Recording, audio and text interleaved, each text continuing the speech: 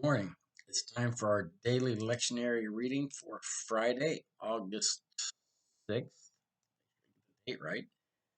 We are still in Psalm 130. Then we've got 2 Samuel 14:25 to 33, and then Galatians 6, 1 to 10. So Psalm 130.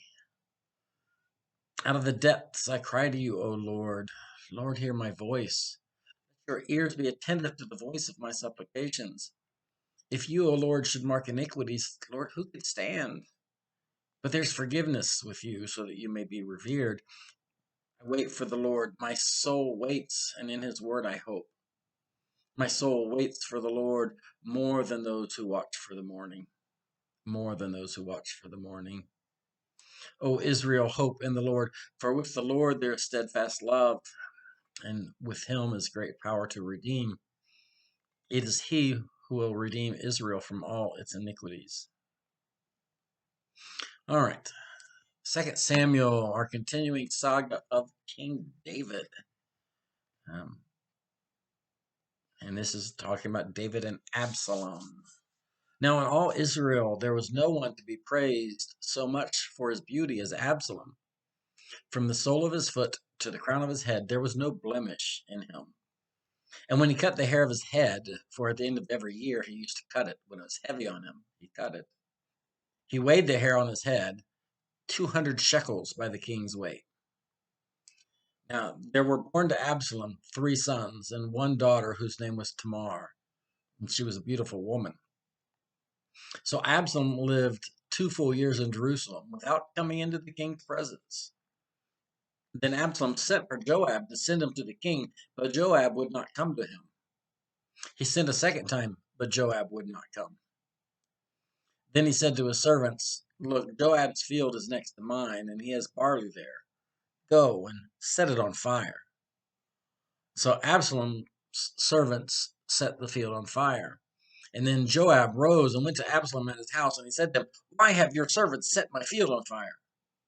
And Absalom answered him, "Look, I sent word to you, come here that I might send you to the king with the question, why have I come from Geshur?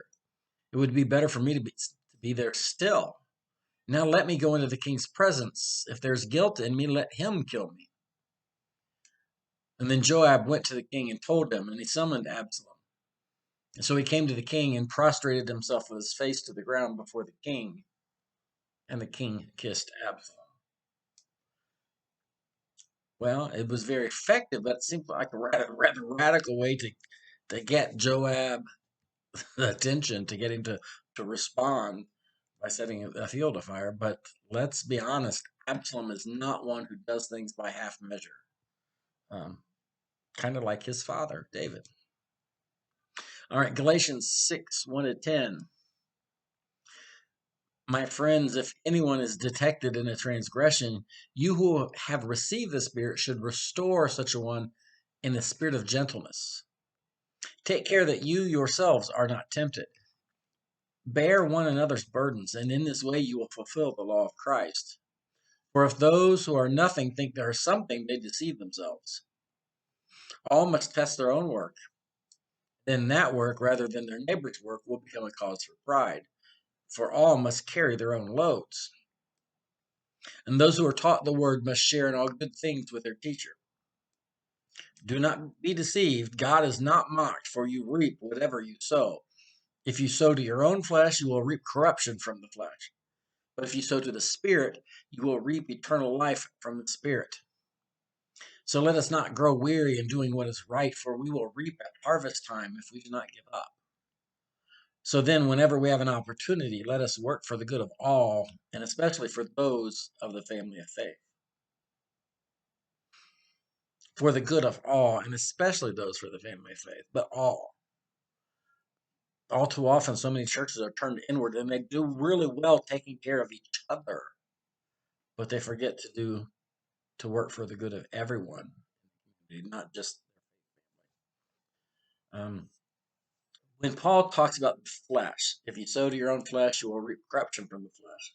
But if you sow to the Spirit, you will reap eternal life from the Spirit. He talks about the flesh. He's talking about those earthly desires. It's those hedonistic tendencies that we have. We want to do the things that feel good, not necessarily things that are good. Um, so if we sow to them, if that's where we put our focus and our energy into those fleshly desires, those earthly desires, we will reap corruption from that. Because there really is no positive result from the excesses that we like, um, in the feeding of the flesh. But if we keep sow to the spirit, if we put our time and our energy into souls, into our spirit, uh, then we will reap that life of the spirit. Very simple. Keep your mind on heavenly things and not earthly things. And that'll do it for today. For Friday, I will see you all tomorrow.